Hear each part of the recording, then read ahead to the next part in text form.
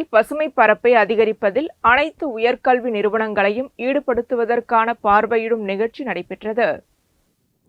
புதுச்சேரி உயர் மற்றும் தொழில்நுட்ப கல்வி இயக்குநரகத்தின் கீழ் உள்ள பல உயர் கல்வி நிறுவனங்கள் தாகூர் கல்லூரி வளாகத்தில் உள்ள அற்புதமான நகர்ப்புற காடுகளையும் பசுமையும் கண்டு தங்கள் நிறுவனங்களில் மாற்றங்களை செய்வதற்காக கல்லூரிக்கு வருகை தந்தனர். இதில் புதுச்சேரியின் உயர்கல்வி நிறுவனங்களான இந்திரா காந்தி அரசு மருத்துவக் கல்லூரி, ராஜீவ்காந்தி அரசு கால்நடை மருத்துவக் கல்லூரி, காரைக்கால் பெண்கள் பாலிடெக்னிக் கல்லூரி உள்ளிட்டவை சிறப்பு விருந்தினராக பங்கேற்றனர்.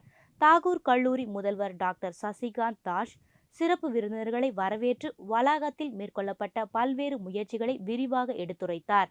சிறப்பு விருந்தினர்கள் மத்தியில் உரையாற்றிய கல்லூரி முதல்வர் டாக்டர் சசிகாந்த் தாஸ் தனது அனுபவத்தை பகிர்ந்து கொண்டதுடன் இந்த மகத்தான மாற்றத்தை கொண்டு வருவதற்கான தனது மற்றும் குழுவின் முயற்சிகளையும் விவரித்தார்.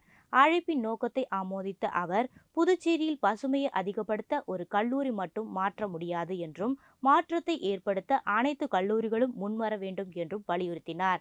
விருந்தினர்கள் வளாகத்தில் எடுக்கப்பட்ட பசுமை முயற்சிகளால் மிகவும் ஈர்க்கப்பட்டனர். இந்த செய்தியை தங்கள் கல்லூரிகளுக்கு தெரிவிப்பதாக உறுதியளித்த அவர்கள் இந்த பசுமை முயற்சிகளை தங்கள் நிறுவனங்களிலும் பின்பற்றுவதாக உறுதியளித்தனர்.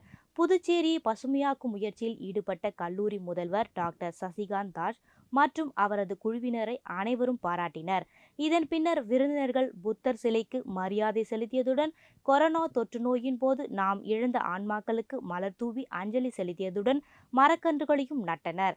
இதற்கான ஏற்பாடுகளை பேராசிரியர்கள் டாக்டர் ராமபிரபு, டாக்டர் வேலுராஜ், டாக்டர் பால், டாக்டர் நாகராஜ் மற்றும் அலுவலக பணியாளர்கள் செய்திருந்தனர்.